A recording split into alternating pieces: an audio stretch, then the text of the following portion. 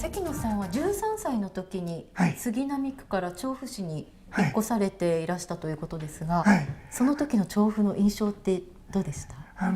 母が戦時中にこっちに食料を買い出しに来てて知ってたんですね。それと父が高円寺ですから若い絵描きのたまり場になっちゃってて、お酒を飲んで体壊し出したんですね。で母がこれはいけないというんで調布にうまく引っ越すように仕向けて来てくれたんですね。そうだったんですね。木版画はそもそもおいくつぐらいの時に始められたんですか？高円寺の時代はそんな大きくない家ですから、母がちょっと不在の時に父のそばにいて遊ばせられるという時に木とか与えられて古い彫刻刀を持たされましたね。そこから始まってますからいつの間にか作れちゃったんですね。それおいくつぐらいですか？いやもう5、6歳でしょうね。そのまま、大学を卒業されて普通に会社勤めをされるんですよね。そのまま木版画家さんにはなられなくて一旦会社勤めをされて、その頃ですね、うちは父と母が若いですから、で父が海産物の青森の肥料問屋ですから、米国肥料問屋で、母が割と大きな農家の娘でしたから食料はあるんですね。だから若い人のたまり場になって、いいように今考えればやられてしまったんですね。それでから壊しちゃったので、それ見てた兄も僕も絵描きは嫌だと思って。ただそうやって絵描きにはなるものかと思いながらも、その会社勤めされてたのを退職されてお父様十一郎さんの技術助手をされるんですよね。勤めてみて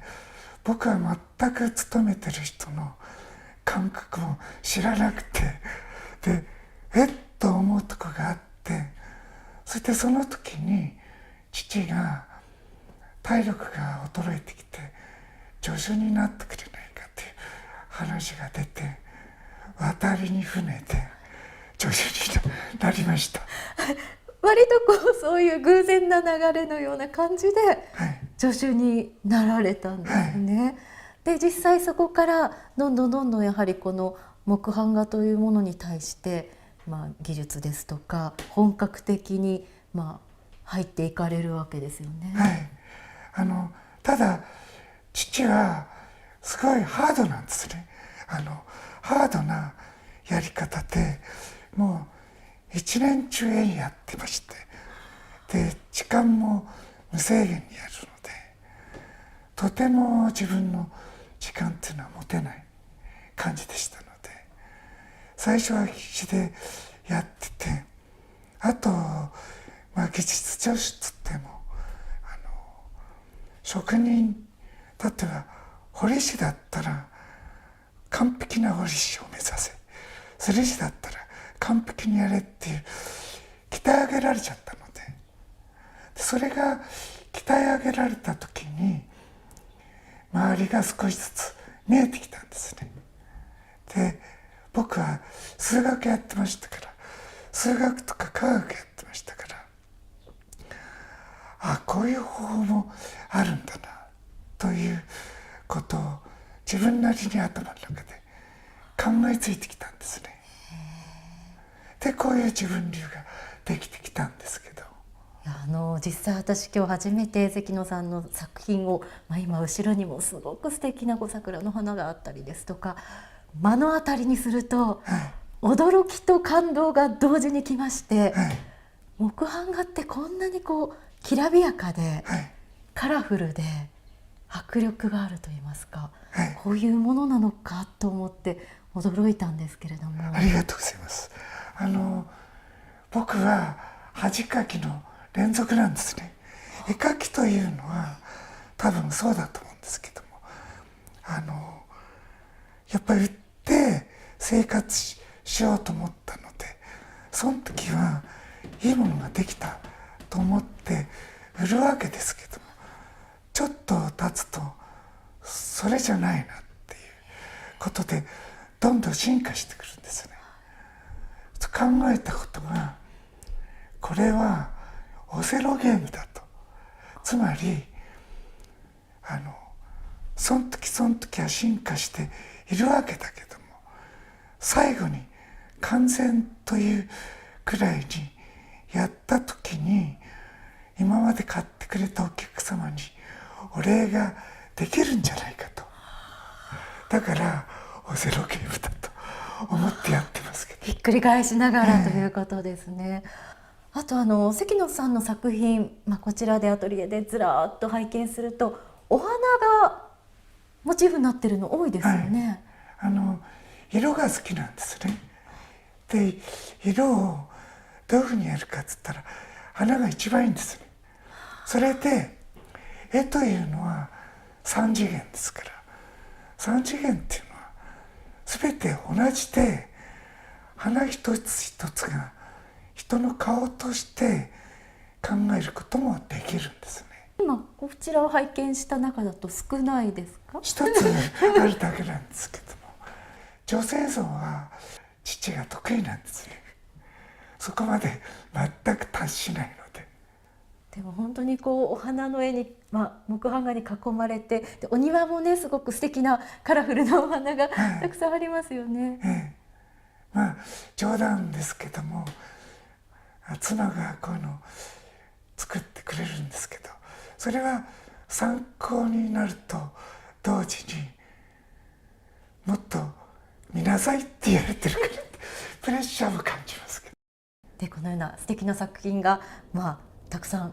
あるんですけれども、ちょっと私驚いたのが木版画のこの版っていうんですか、それ何枚も使われてるのにちょっと驚いて、そちら見せていただきたいなと思うんですけれども。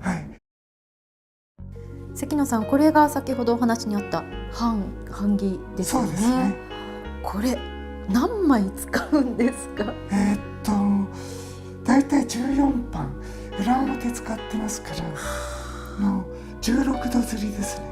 16。ただこの例えばこういう版だったら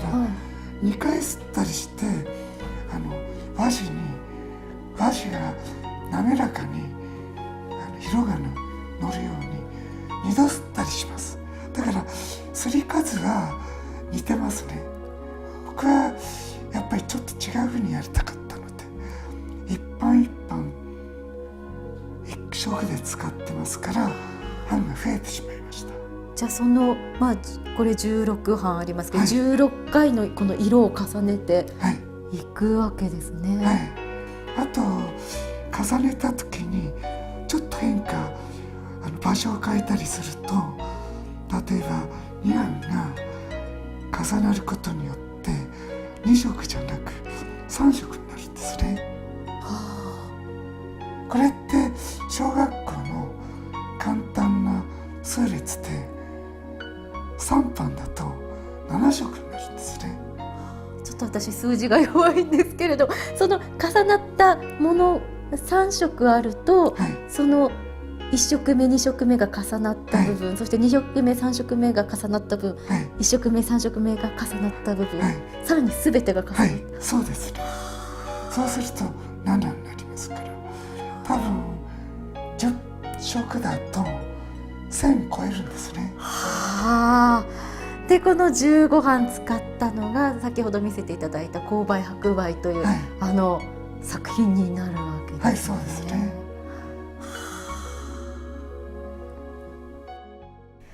それでは最後になりますが、はい、関野さんにとって木版画とはどういうものでしょうか？きっかけがそんなに大好きで入ったわけではないんです。だけど何でもそうだけど人生を感じるで、深いっていうのは何でも深いんですけど、それに深さを感じ出したので、やれるとこまでやってみたいなと思ってるんですけど。今日はたくさん素敵なお話どうもありがとうございました。こちらこそありがとうございます。